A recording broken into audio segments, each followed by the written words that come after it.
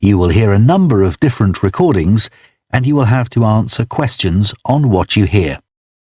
There will be time for you to read the instructions and questions, and you will have a chance to check your work. All the recordings will be played once only. The test is in 4 parts. At the end of the test, you will be given 10 minutes to transfer your answers to the answer sheet. Now turn to Part 1.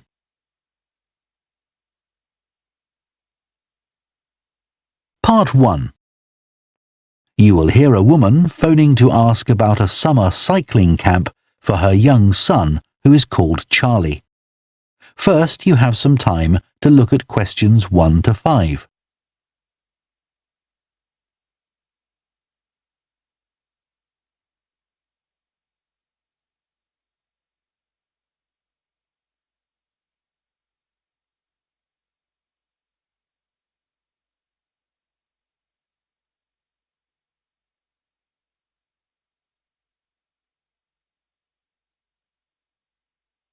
Now listen carefully and answer questions 1 to 5.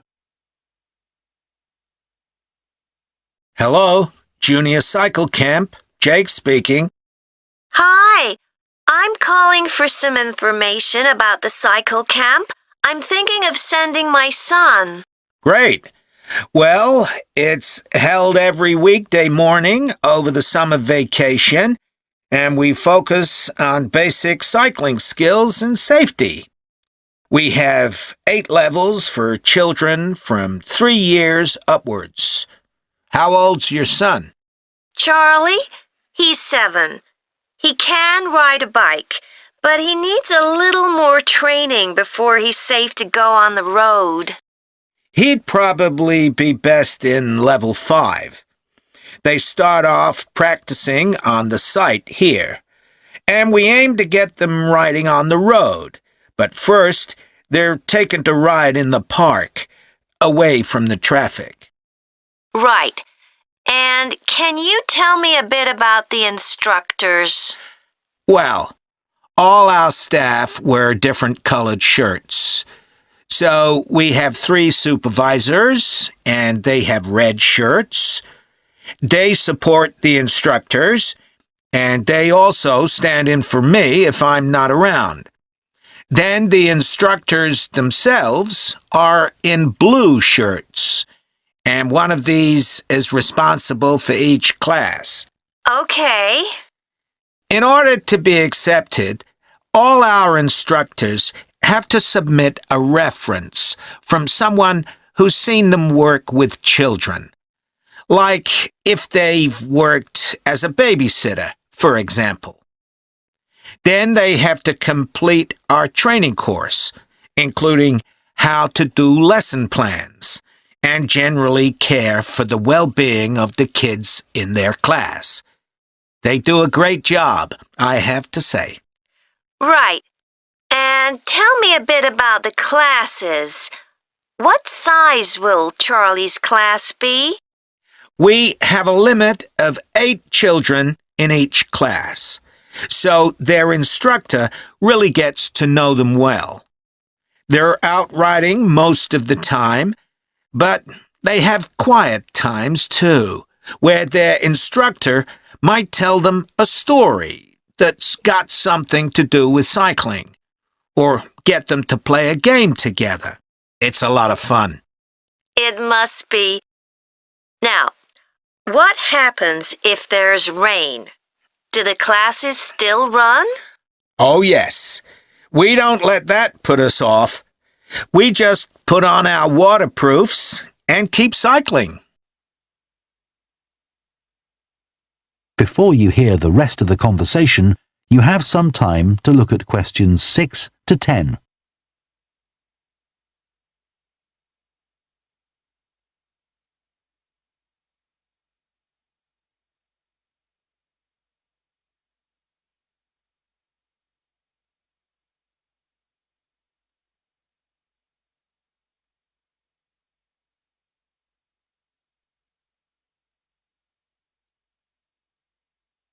Now listen and answer questions 6 to 10.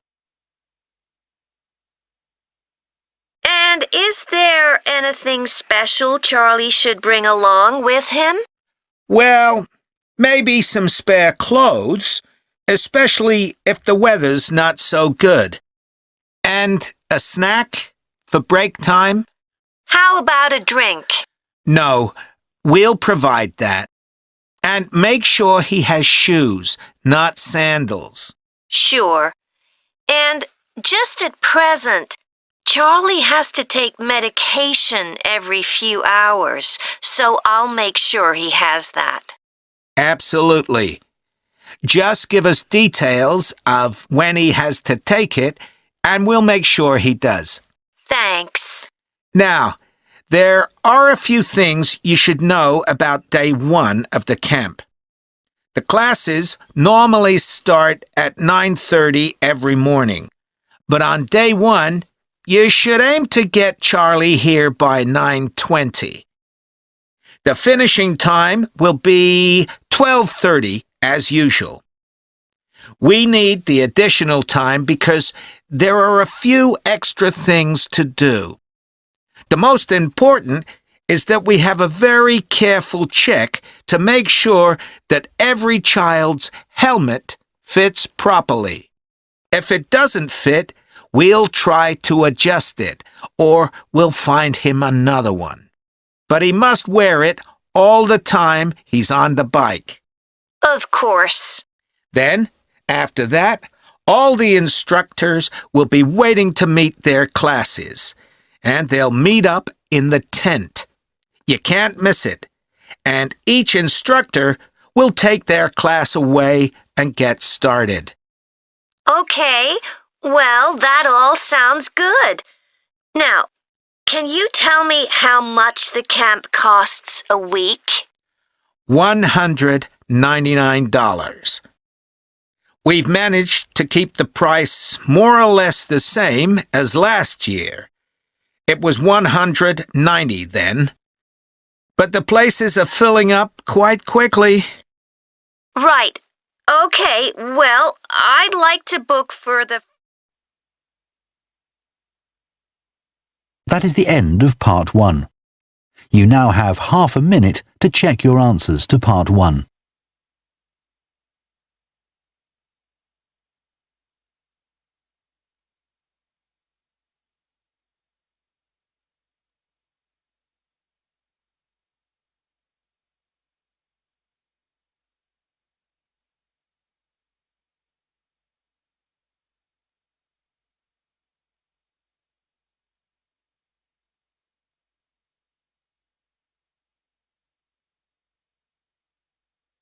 Part 2.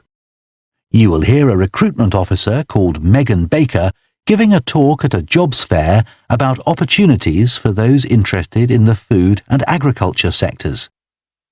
First, you have some time to look at questions 11 to 14.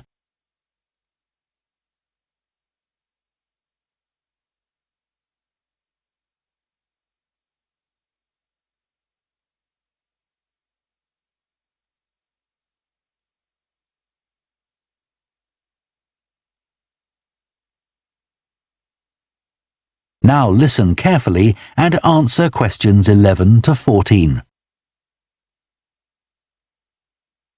Hello everyone, my name's Megan Baker and I'm a recruitment consultant at AVT Recruitment Specialists.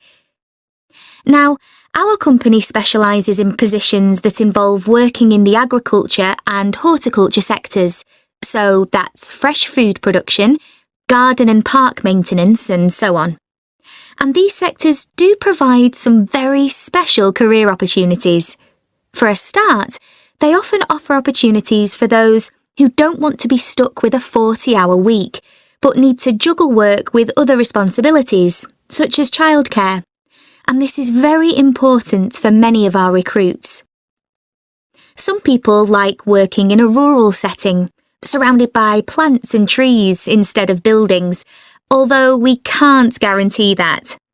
But there are certainly health benefits, especially in jobs where you're not sitting all day looking at a screen, a big plus for many people.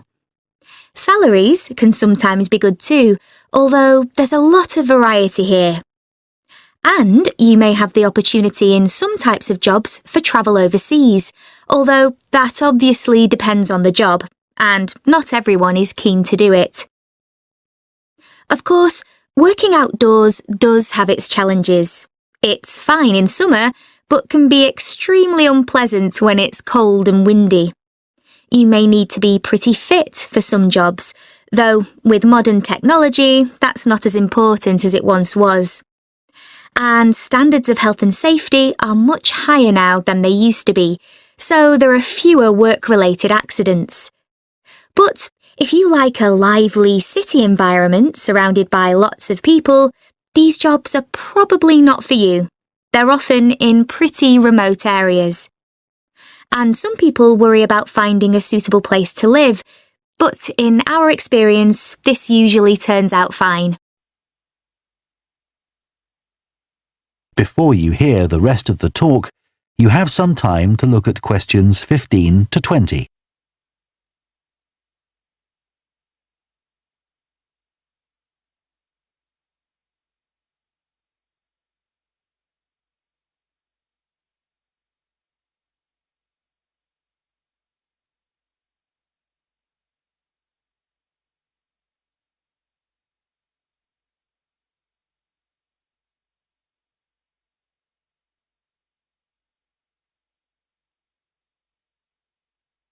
Now listen and answer questions 15 to 20.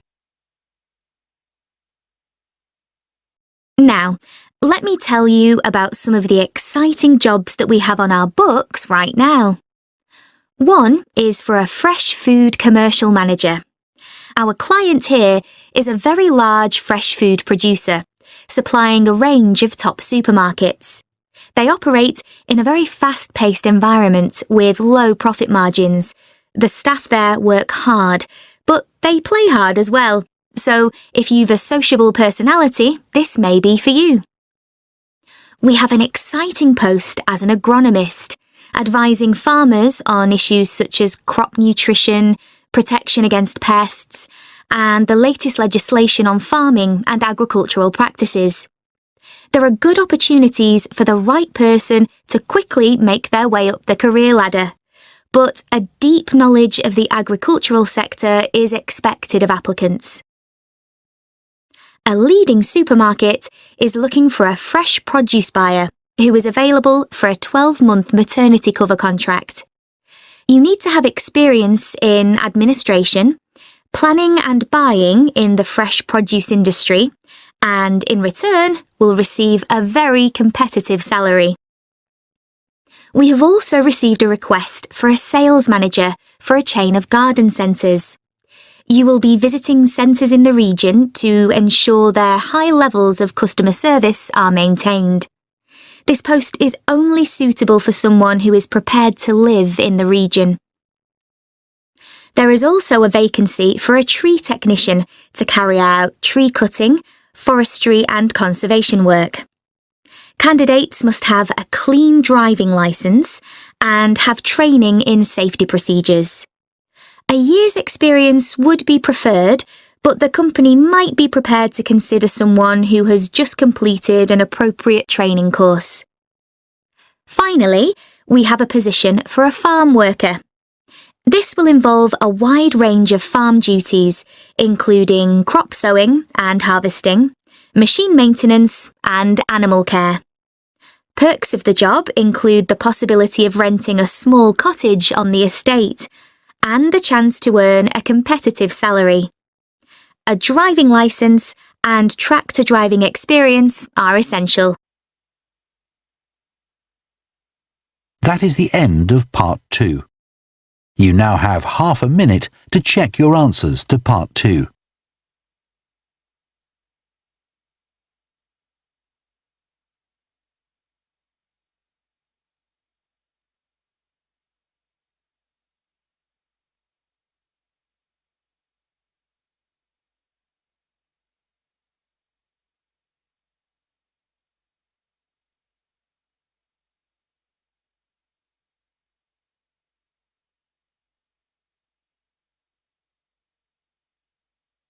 Part 3.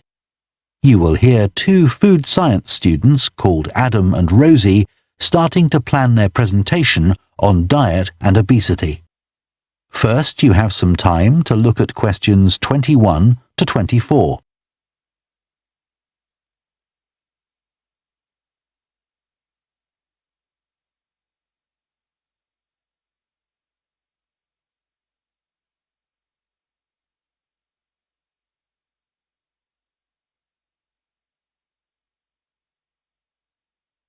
Now listen carefully and answer questions 21 to 24.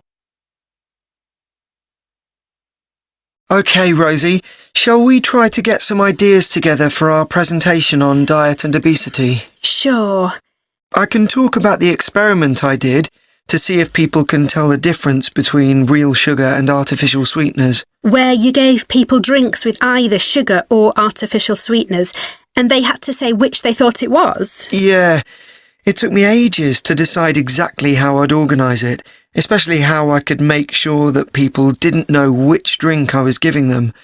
It was hard to keep track of it all, especially as I had so many people doing it. I had to make sure I kept a proper record of what each person had had.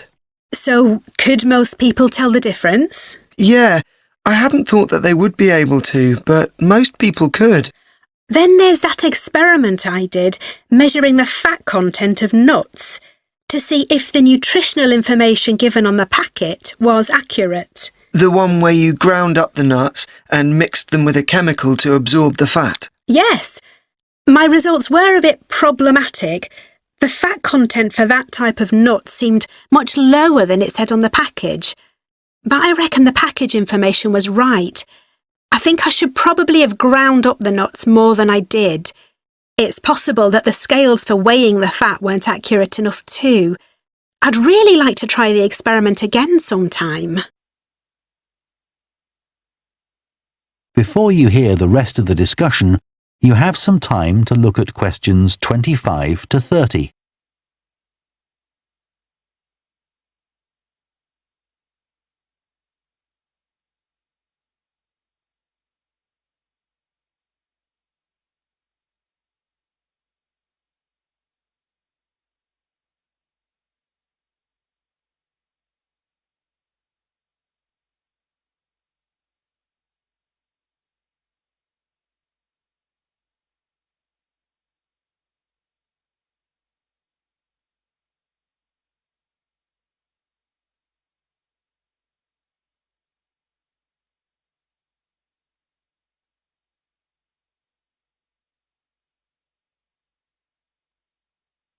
Now listen and answer questions 25 to 30. So, what can we say about helping people to lose weight? There's a lot we could say about what restaurants could do to reduce obesity. I read that the items at the start of a menu and the items at the end of a menu are much more likely to be chosen than the items in the middle. So, if you put the low-calorie items at the beginning and end of the menu, people will probably go for the food with fewer calories without even realising what they're doing. I think food manufacturers could do more to encourage healthy eating. How? Well, when manufacturers put calorie counts of a food on the label, they're sometimes really confusing, and I suspect they do it on purpose, because food that's high in calories tastes better, and so they'll sell more. Yeah, so if you look at the amount of calories in a pizza, they'll give you the calories per quarter pizza, and you think, oh, that's not too bad. But who's going to eat a quarter pizza? Exactly. I suppose another approach to this problem is to get people to exercise more. Right. In England, the current guidelines offer at least 30 minutes of brisk walking 5 days a week. Now, when you ask them, about 40% of men and 30% of women say they do this. But when you objectively measure the amount of walking they do with motion sensors, you find that only 6% of men and 4% of women do the recommended amount of exercise.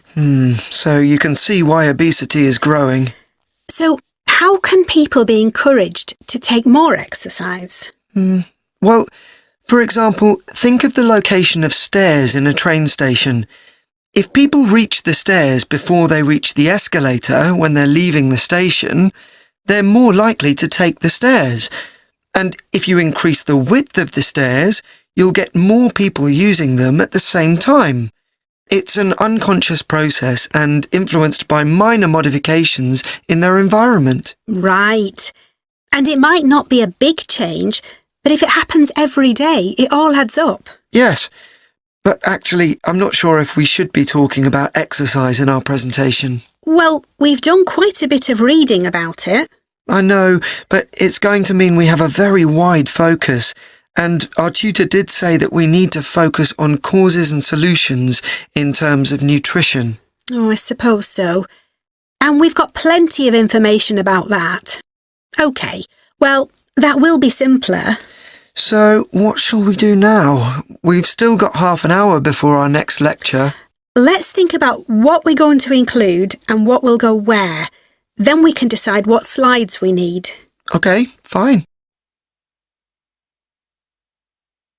That is the end of Part 3. You now have half a minute to check your answers to Part 3.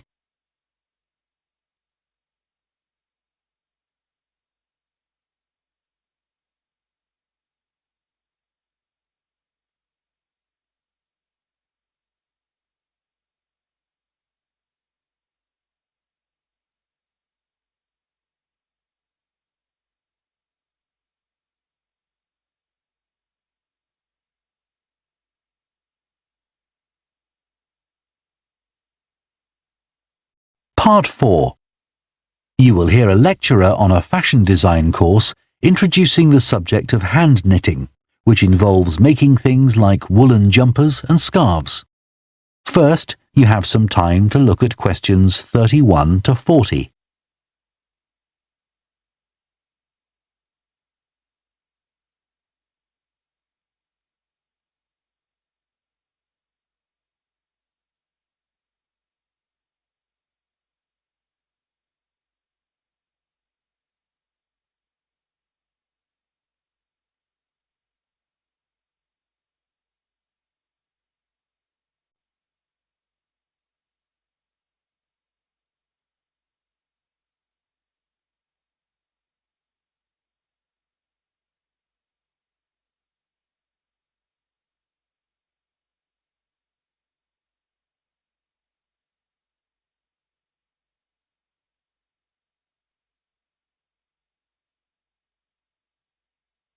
Now listen carefully and answer questions 31 to 40. Good morning, everyone. So today we're going to look at an important creative activity, and that's hand knitting. Ancient knitted garments have been found in many different countries, showing that knitting is a global activity with a long history. When someone says the word knitting, we might well picture an elderly person, a grandmother perhaps, sitting by the fire knitting garments for themselves or other members of the family. It's a homely image, but one that may lead you to feel that knitting is an activity of the past. And indeed, during the previous decade, it was one of the skills that was predicted to vanish from everyday life. For although humans have sewn and knitted their own clothing for a very long time, many of these craft-based skills went into decline when industrial machines took over, mainly because they were no longer passed down from one generation to another. However, that's all changing, and interest in knitting classes, in many countries, is actually rising, as more and more people are seeking formal instruction in the skill. With that trend, we're also seeing an increase in the sales figures for knitting equipment. So, why do people want to be taught to knit at a time when a machine can readily do the job for them? The answer is that knitting, as a handicraft, has numerous benefits for those doing it. Let's consider what some of these might be. While many people knitted garments in the past because they couldn't afford to buy clothes, it's still true today that knitting can be helpful if you're experiencing economic hardship. If you have several children who all need warm winter clothes, knitting may save you a lot of money. And the results of knitting your own clothes can be very rewarding, even though the skills you need to get going are really quite basic, and the financial outlay is minimal. But the more significant benefits in today's world are to do with well-being. In a world where it's estimated that we spend up to 9 hours a day online, doing something with our hands that is craft-based makes us feel good. It releases us from the stress of a technological, fast-paced life.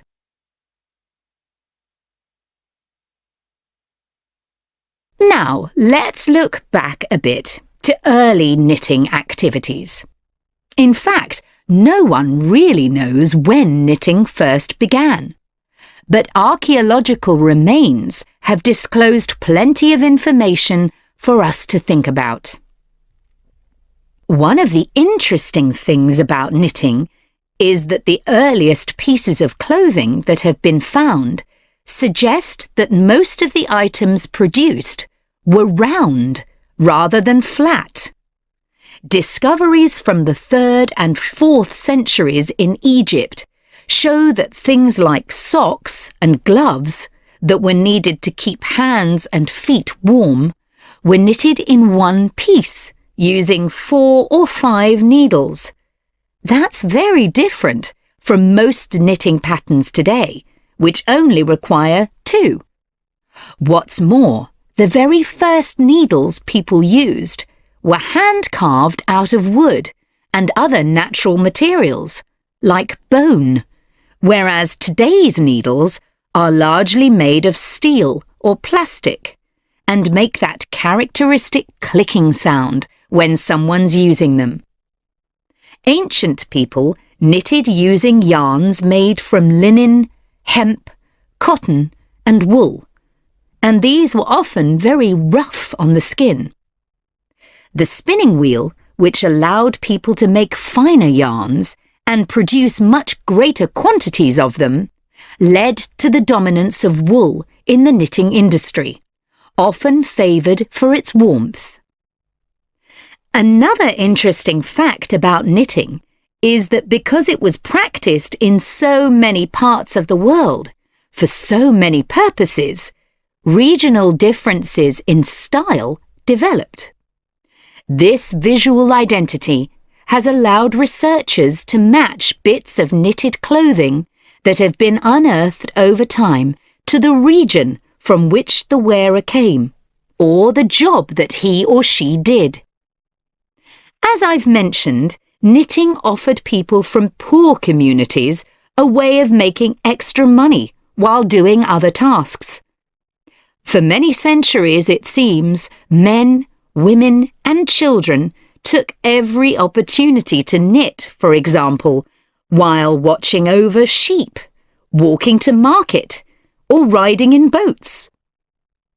So let's move on to take... That is the end of part 4. You now have 1 minute to check your answers to part 4.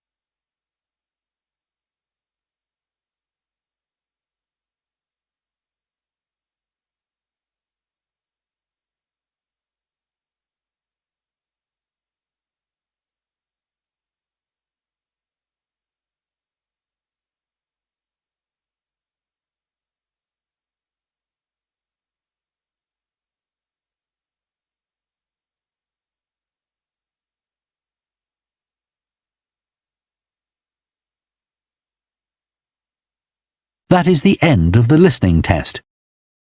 In the Ielts test, you would now have 10 minutes to transfer your answers to the answer sheet.